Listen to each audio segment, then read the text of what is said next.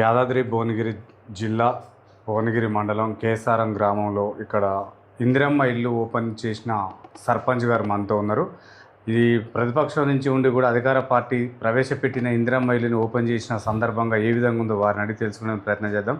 Madam నమస్తే. Madam చెప్పండి, మీరు ప్రతిపక్షం నుంచి వచ్చారు, ఈ 6 గ్యారంటీలలో భాగమైన ఇందిరమ్మ ఇల్లుని ఓపెన్ చేసారు, ఏ విధంగా భావిస్తున్నారు మేడం?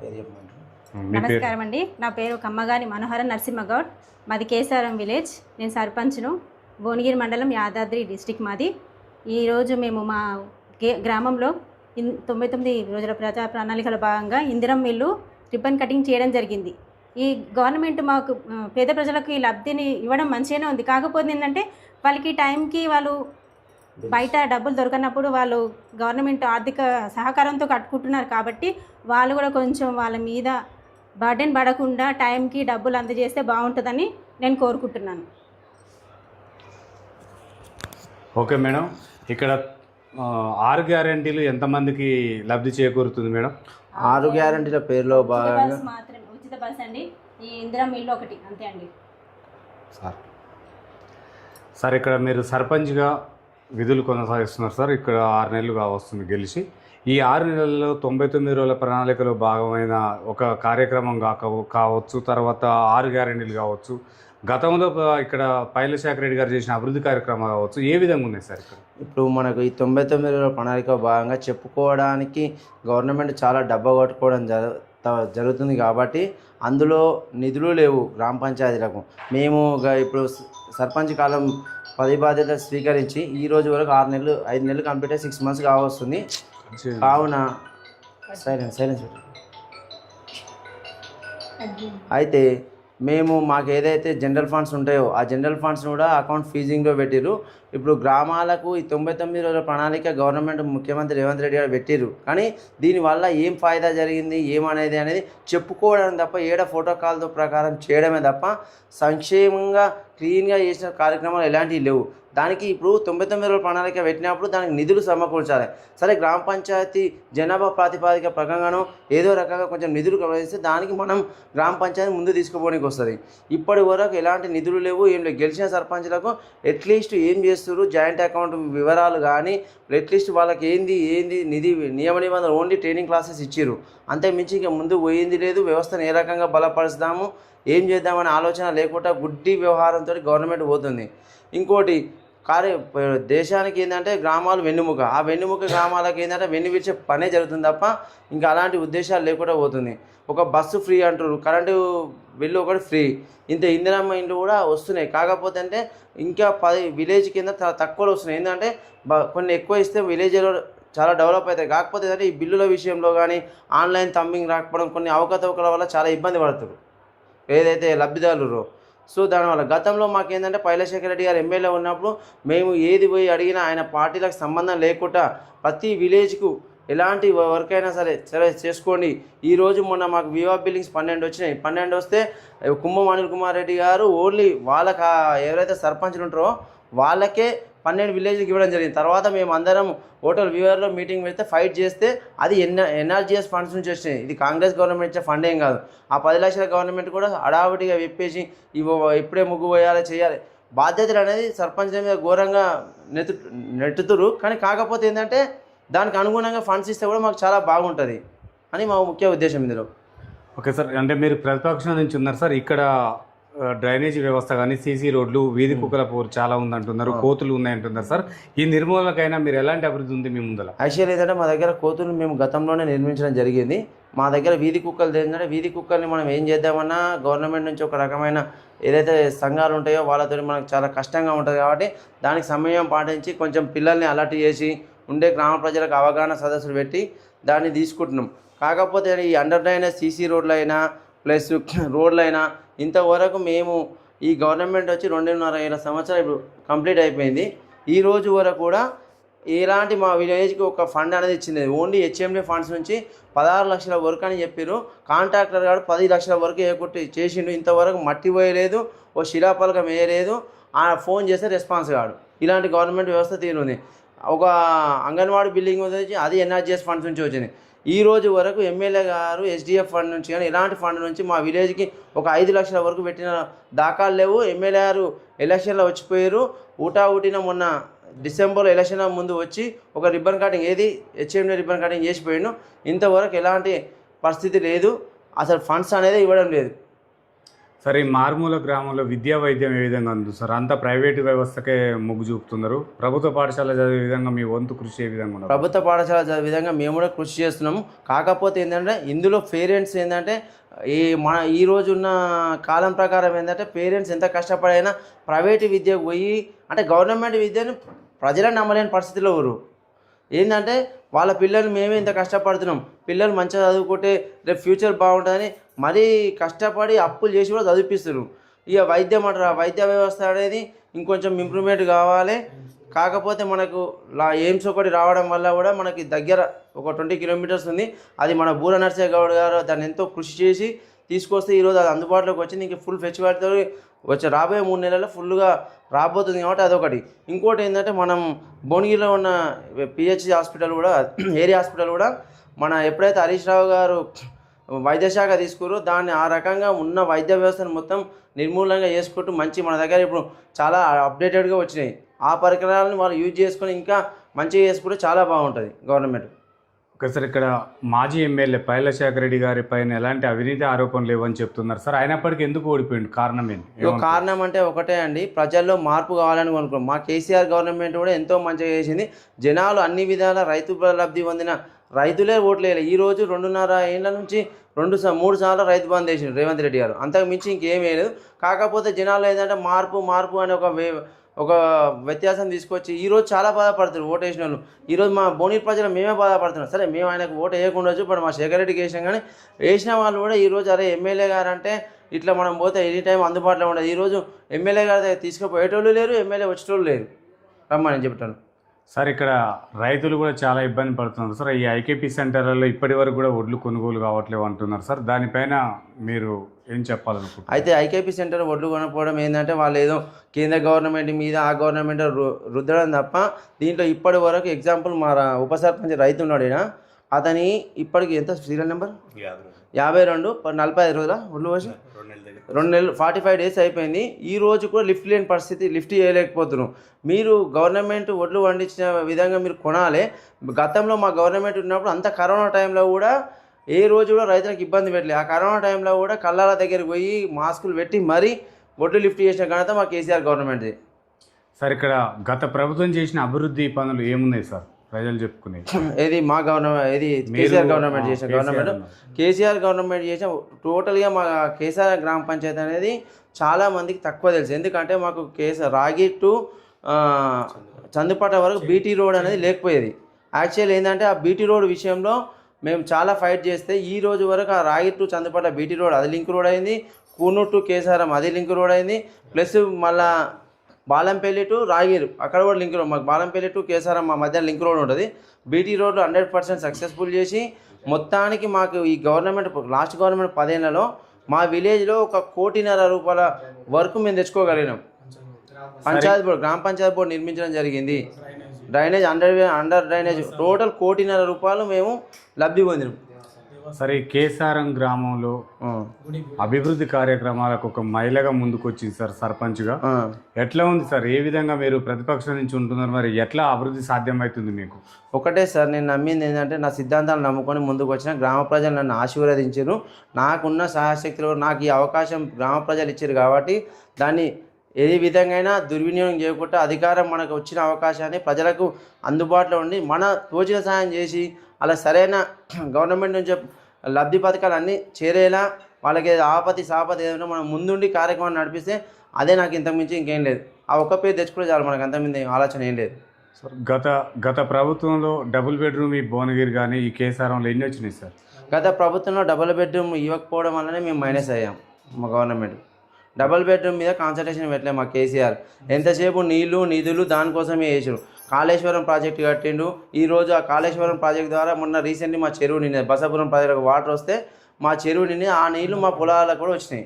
కాకపోతే మిషన్ భగీరథ వాటర్ ఉన్నాయి కాబట్టి ఈరోజు ఒకప్పుడు మేము చిన్నగా ఉన్నప్పుడు బోరింగ్ కాడ స్నానం చేసే రోజులు. ఈ రోజు మా పిల్లలకు స్వచ్ఛమైన వాటర్ అందుతుంది, ఇంట్లో ట్యాప్ దిద్దితే నల్లా వస్తుంది.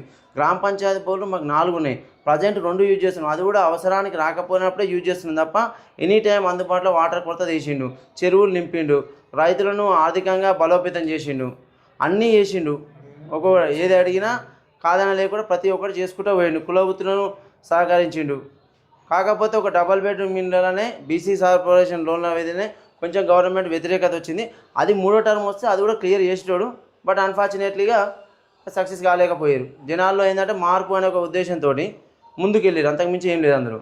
సార్ ఈ గ్రామం నుంచి ఒక మహిళా సర్పంచ్ చేస్తున్నారు సార్. మహిళా భద్రత కోసం మీ దగ్గర ప్రణాళిక ఏముంది, ఎట్లాంటి ఏర్పాట్లు చేస్తున్నారు సార్? మహిళా భద్రత కోసం ఏంటంటే మనం మహిళలకు అన్ని విధాలా యాక్టివిటీస్ చేస్తున్నాము. మహిళా సంఘాలని ఎప్పటికప్పుడు యాక్టివేట్ చేసి వాళ్ళకి ఎలాంటి ప్రాబ్లమ్స్ ఉన్నా ఏది ఉన్నా కానీ ఎవరైనా లోన్స్ కానీ ఇలాంటి పిల్లల ఎడ్యుకేషన్ పరంగా అవగాహన సదస్సులు వాళ్ళకి ఎలాంటిది కావాలన్నా మనం ఎలవేలో ఉండి ఎక్స్ప్లెనేషన్ చేసి ఎడ్యుకేషన్ పరంగా అయినా ఆరోగ్యరీత్యా అయినా అన్నీ అప్డేట్ చేసుకుంటూ ముందుకెళ్తున్నాం. సార్ గ్రామ భద్రత కోసం సీసీ కెమెరాల ఏర్పాట్లు ఏమైనా చేశారా? గ్రామ భద్రత కోసం సీసీ కెమెరాలు ఏర్పాటు చేయాలని ఆలోచన మాకు కూడా ఉంది, కానీ మేము కూడా డోనర్స్ వెతుకుతున్నాం. ఎందుకంటే మాది చిన్న గ్రామ పంచాయతీ, మాకేంటంటే చుట్టుముట్టు ఎలా మాది కన్జర్వేషన్ జోన్ ఉంటుంది, మాకు ఎలాంటి ఆదాయం లేదు, ఓన్లీ జస్ట్ దీని మీద పరిపాలన సాధించాలి. కాబట్టి కొంచెం మాకు కూడా డోనర్స్ మేము ఎక్కి 6 నెలలు అయింది కాబట్టి నెక్స్ట్ ఒక 6 months లోపు ఈ సీసీ కెమెరాలను ఏర్పాటు చేయాలనే ఉద్దేశంతో వెళ్తున్నాం. మేము కూడా కొంచెం డోనర్స్ పట్టుకొని ఆ రకంగా ముందుకు చేయాలనే ఉద్దేశంతో వెళ్తున్నాం. సార్ ఈ గ్రామంలో కొన్ని అంటే పొలాల దగ్గరికి వెళ్ళే డొంకలు పెండింగ్ ఉన్నాయని చెప్పేసి అంటున్నారు సార్, ఎంతవరకు వాస్తవం అంటారు? ఎప్పుడు పూర్తయితే ఉంటే? అంటే ఉన్నాయి వాస్తవమే, కొంచెం దానికి ఏంటంటే దానికి కూడా మేము ఒక ప్రణాళిక తీసుకుంటున్నాము. ఏంటంటే అన్నీ ఇది ఎంఆర్ఓ గారి దగ్గరకు పోయేసి రీసెంట్గా మేము కూడా కలవడం జరిగింది ఎంఆర్ఓ గారిని. అతను కూడా సార్ ఏమన్నా అంటే కొద్దిగా టైం తీసుకుందాం, RRR పనిలో కొంచెం బిజీలో ఉండు సారు, ఒక 15 days 1 month తర్వాత చేద్దామని చెప్పిండు. మేము కూడా ఏంటంటే చాలామంది మాకు ఏదైతే గవర్నమెంట్ భూమి ఉందో చాలామంది పట్టాదారులు మొత్తం ఏమైపోయిందంటే దాన్ని దుర్వినియోగం చేస్తారు, ఎవరు ఇష్టానుసారంగా వాళ్ళు జరిగారు, కబ్జాలు చేస్తారు. కాబట్టి దాన్ని కూడా నాకున్న ఈ పీరియడ్ టైంలో మొత్తం ఉన్న గవర్నమెంట్ ల్యాండ్ భూమి ఏదుందో మొత్తం అంతా హ్యాండ్ ఓవర్ చేసి ఒక సరౌండింగ్ బౌండరీ ఫిక్స్ చేసి గ్రామ పంచాయతీకి అప్పచెప్పిపోతామని చెప్తున్నాను. సార్ గత ప్రభుత్వంలో ప్రవేశపెట్టిన అప్పుడు స్వచ్ఛ భారత్ కింద మరుగుదొడ్లు ఏమన్నా వచ్చినాయి సార్?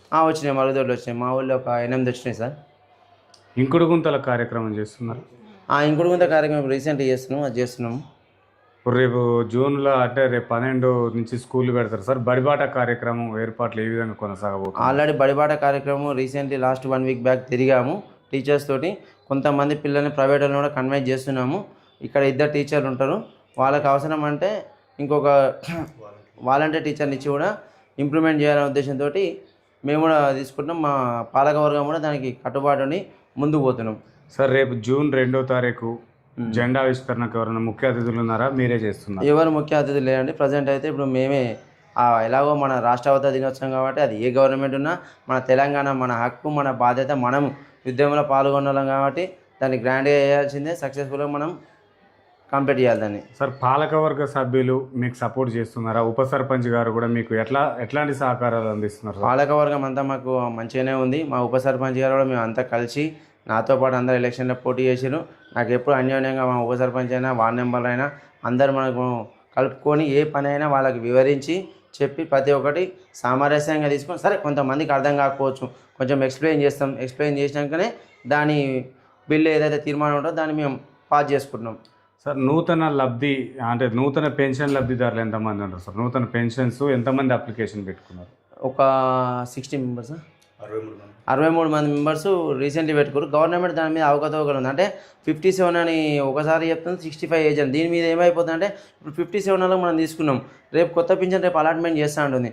అది రాకపోయేసరికి ఏంటంటే మనం చేస్తామని ఇప్పుడు విలేజ్లో ఏంటంటే సర్పంచ్ కొంతమంది ఓటైన వాళ్ళు వచ్చి నాకు ఇస్తారు, కావాలని అది రాదు, కానీ కావాలని చేయలేదని మనకు బ్యాడ్ నిందన వస్తుంది. కాబట్టి అది 65 57 కరెక్ట్ ఉంటే దాన్ని బట్టి మనం కూడా అప్లికేషన్, అరే బాబు నీకు 65 రాలేదు, నెక్స్ట్ చూద్దాం, ఇంకా టైం ఉందని చెప్పడానికి మనకు కూడా ఒక ఐడెంటిఫై ఉంటుంది కదా. సార్ ఈ ఉపాధి హామీ కూలీలు చాలా ఇబ్బంది పడుతున్నారు సార్, ఐస్ కానీ ఫింగర్స్ కానీ పడతలేవు అని చెప్పేసి అంటున్నారు. అది మీ దృష్టికి వచ్చిందా సార్? అది మా దృష్టికి వచ్చిందండి, మేము వాళ్ళకు చెప్పినాము. కాకపోతే అంటే అది కేంద్ర గవర్నమెంట్ ఎప్పుడైతే జీరాంజీ చేస్తుందో దాన్ని కొంచెం అప్డేట్ చేయాలి. మరి ఏమైపోతుందంటే ఉపాధి హామీ పని చేసేది ఎండరా, అక్కడ పోయేసరికి ఐస్ అనేది ఏదైతే ఎండకు ఆ పవర్కు కొంచెం యాక్టివేట్గా పడట్లేదు, కొంచెం టైం తీసుకుంటుంది. కాకపోతే దానికి మనకు వాళ్ళకి కావాల్సిన వాటర్ ప్యాకెట్ ఓఆర్ఎస్ ప్యాకెట్స్ అన్నీ మేము సబ్మిట్ చేస్తున్నాం, అవన్నీ చేస్తున్నాం, వాళ్ళకి ఏ విధంగా కావాలో ఆ విధంగా చేస్తున్నాం. కాకపోతే కొంచెం అందులో ఉంది ఇక అది మరి గవర్నమెంట్ కేంద్ర గవర్నమెంట్ కాబట్టి కొంచెం దాన్ని సమాలోచన చేసి దాన్ని కొంచెం అప్డేట్ అనేయాలి, యాప్ని కొంచెం ఎల్లీగా స్టార్ట్ చేస్తే బాగుంటుందని ఉద్దేశం. సార్ కుంభం ఫౌండేషన్ ద్వారా ఇక్కడ ఎవరన్నా ఉద్యోగాలకు వెళ్ళి రీసెంట్ కుంభం ఫౌండేషన్ జాబ్ మేళ పెట్టారు కదా, మా దగ్గర నుంచి ఎలాంటి వాళ్ళు పోలేదు, మాకు అది ఇన్ఫర్మేషను లేదు. ఇప్పుడు కుంభం ఫౌండేషన్ మేళా పెట్టినప్పుడు ఏంటంటే సరే పార్టీలు వేరైనా ఏదైనా నువ్వు ఇండివిజువల్గా కుంభం ఫౌండేషన్ పెట్టుకో సార్, పెట్టుకున్నప్పుడు ప్రతి గ్రామ పంచాయతీకి ఒక అఫీషియల్ అని మీ పిఏనో మీ కార్యకర్తను సర్పంచ్కి అనేది ఇప్పుడు ప్రథమ ప్రౌఢ్ కాబట్టి సర్పంచ్కి అనేది ఇన్ఫర్మేషన్ ఇవ్వాలి. సరే ఏ పార్టీలు ఏది ఉన్నా కానీ నేను ఒక సేవా కార్యక్రమం చేస్తున్నా కాబట్టి మీ విలేజ్ నుంచి ఏమైనా అరువులు రా లేదా ఓ డప్పు చాటింపు ఏదైనా మనం చెప్తే దాన్ని బట్టి మనం ఇప్పుడు అందరూ వాట్సాప్లో అప్డేట్ ఉంటారు, కొంతమంది చూడ ఒక డప్పు విలేజ్ ఏంటంటే ఒకసారి డప్పు కొట్టినప్పుడు ఆ ఊరేగింపు ఏదో ముఖ్యమైన విషయం అని ఇంట్లో టీవీ చూస్తాడు వచ్చాడో బయట వచ్చి ఉంటాడు. ఓకే సార్, మీరు మీకు ఓటేసి గెలిపించిన మీ ప్రజలకి ఏం చెప్పాలనుకుంటున్నారు? నాకు ఓటేసిన ప్రజలందరికీ ధన్యవాదాలు. నా మీద నమ్మకంతో గ్రామాన్ని డెవలప్ చేస్తున్న ఉద్దేశంతో అందరూ నన్ను ఆశీర్వదించారు. అందరు నా ఒక కన్న కొడుకులాగా చూసుకొని నన్ను ముందు తీసుకొచ్చి వాళ్ళకి ఎలాంటి ఆపద వచ్చినా ఏది వచ్చినా గ్రామాన్ని నేను ఛాయశక్తిలా డెవలప్మెంట్ చేసి ముందు తీసుకుపోయి ఒక ఆదర్శ గ్రామం తీర్చిదిద్దాలనే ఉద్దేశంతో దృఢ సంకల్పంతో ముందుకెళ్తున్నాను నేను. Okay right sir, thank you sir. చూస్తున్నాండి మీ తెలుగు టీవీ. Thank you. ఇక్కడ ఉప సర్పంచ్ గారు కూడా మనతోటే ఉన్నారు. ఈ ఉప సర్పంచ్లకు ప్రభుత్వం చెక్ పవర్ ఇవ్వటం ఏ విధంగా ఉంది, అభివృద్ధి కార్యక్రమాల కోసం వారి కృషి ఏ విధంగా ఉందో వారిని అడిగి తెలుసుకునే ప్రయత్నం చేద్దాం. సార్ చెప్పండి, ఉప సర్పంచ్గా మీరు గెలిచిన తర్వాత మీరు ఎట్లా సర్పంచ్ గారికి కానీ గ్రామ అభివృద్ధి కోసం మీరు ఎలాంటి సపోర్ట్ చేస్తున్నారు సార్? నా పేరు గౌరవరం నరేష్, నేను కేసారం గ్రామ ఉప సర్పంచ్. మేము గెలిచిన నుంచి దాదాపు 5 మీటింగ్లు పెట్టుకున్న తర్వాత గ్రామంలో ఉన్న డ్రైనేజీ వ్యవస్థ కొంచెం జామ్ కావడంతో దాన్ని క్లీన్ చేయడం జరిగింది. చర్చించి సీసీ రోడ్లు కొన్ని పెండింగ్ ఉన్నా కూడా వీటిని కూడా చేయడం జరిగింది. వీధి లైట్లను ప్లస్ సిబ్బంది సంబంధించిన జీతభత్యాలు కూడా కొన్ని పెండింగ్ ఉంటే సమిష్టిగా చర్చించి మేము ఆ నిధులను 15వ ఆర్థిక సంఘం నిధుల ద్వారా విడిపించి సిబ్బందికి కానీ చేసిన పనులకు కానీ చేయడం జరిగింది. గ్రామంలో ఉన్నటువంటి జనరల్ ఫండ్ నిధుల విషయంలో ఏమవుతుందంటే ట్యాక్స్ వసూలు చేసి ఎస్టువల్ వేయడం జరుగుతుంది. వాటిని విడిపేయడానికి ప్రభుత్వం ఫ్రీజింగ్ పెట్టింది. మేమేం చెప్తున్నామంటే ఆ ఫ్రీజింగ్ని ఇప్పుడు మున్సిపల్ చట్టంలో పెట్టినట్టు 2018 సపరేట్ అకౌంట్ ట్యాక్స్ వసూలు చేసి తక్షణ అవసరాలకు తీసుకునే విధంగా పంచాయతీరాజ్ చట్టంలో కూడా సవరణ చేసి గ్రామ పంచాయతీకు సపరేట్ అకౌంట్ తీసి ఆ గ్రామంలో ఉన్న సమస్యలు తక్షణమే విడిపించుకోవడానికి తీర్మానం చేయాలని మేము ప్రభుత్వాన్ని కోరుతున్నాం. అదేవిధంగా గ్రామంలో ఇప్పుడు ఇంకా మా దగ్గర గతంలో 10 సంవత్సరాలు ఉన్నప్పుడు మాజీ ఎమ్మెల్యే గారి పూర్తి సహకారంతో దాదాపు హెచ్ఎండిఏ నిధులని దాదాపు ఒక 3 కోట్ల రూపాయలు తీసుకొచ్చినాం. సిడిపి నిధులు తీసుకొచ్చినాం, ఎస్డిఎఫ్ నిధులు తీసుకొచ్చినాం. గ్రామంలో దాదాపు 99% సీసీ రోడ్లు కంప్లీట్ చేయడం జరిగింది. డ్రైనేజ్ వ్యవస్థను పూర్తిగా 1 కిలోమీటర్ ఊరికి అవతలకి వేయడింది. దాంతో గ్రామంలో దోమల బెడద లేకుండా చేసినాం. మిషన్ కాకతీయ ద్వారా గ్రామంలో ఉన్నటువంటి చెరువులను పుడకదీసి చెరువు కట్టని బలోపేతం చేయడం, దాని ద్వారా గోదావరి జలాలు కాళేశ్వరం ద్వారా వచ్చి నింపడం జరిగింది. అదేవిధంగా మా ప్రభుత్వం నుంచి దేవాదాయ శాఖ నుంచి కూడా 1 కోటి రూపాయలు తీసుకొచ్చి మా గ్రామంలో శివాలయం, రామాలయం, హనుమాన్ దేవాలయం ఈ 3 దేవాలయాన్ని నిర్మించినాం. ఇంకొంచెం పెండింగ్ బ్యాలెన్స్ ఉంది, అది కూడా అతి త్వరలో రిలీజ్ అయ్యి ఆ పనులను కూడా కంప్లీట్ చేయడం జరుగుతుంది. ఈ విధంగా మేము గ్రామానికి సర్పంచ్ గారికి నా సహాయ సహకారాలు పూర్తి స్థాయిలో అందిస్తున్నాను. కొన్ని తెలియని విషయాలు కూడా నేను వాళ్ళకి చెప్తున్నాను, వార్డు సభ్యులకు చెప్పి సర్పంచ్ గారు కూడా చెప్పి ముందుకు తీసుకెళ్తున్నాం. గతంలో ఏమైందంటే ఇప్పుడు ఈ ప్రభుత్వం 99 రోజుల ప్రణాళిక పెట్టింది, కానీ దీనికి నిధులు ఇస్తలేదు. గతంలో పల్లె ప్రగతి అనే కేసీఆర్ గారు పెట్టి నర్సరీలను, పల్లె ప్రకృతి వనాలను ఏర్పాటు చేసి ప్రణాళికబద్ధంగా నిధులనిచ్చి అభివృద్ధి చేసింది.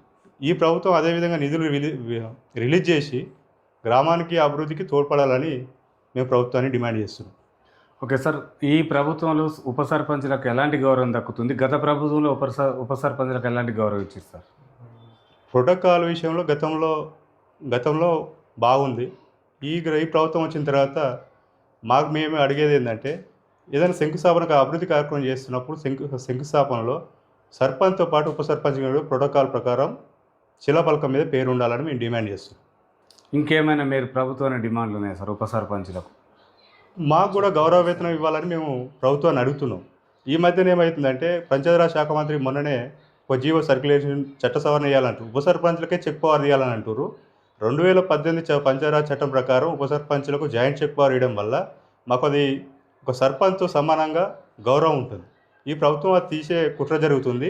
అది తీసేయొద్దని మేము డిమాండ్ చేస్తున్నాం. Okay right sir, thank you. చూస్తున్నానండి మీ తెలుగు. Thank you.